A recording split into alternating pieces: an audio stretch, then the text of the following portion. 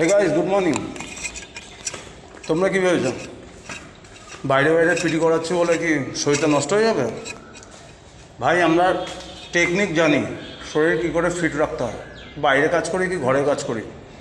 Technique যদি একবার তুমিও জেনে যাও না, ওইসব এক্সকিউজ দেওয়া তোমার বন্ধ হয়ে যাবে জীবনের, যে আমি তো বাইরে কাজ করি, এইখানে কাজ করি, কী খাবো, এই খাবো, দেখো কী খাবো, ওইসব এক্সকিউজ তোমরা অন্য জায়গায় যেতে হবে।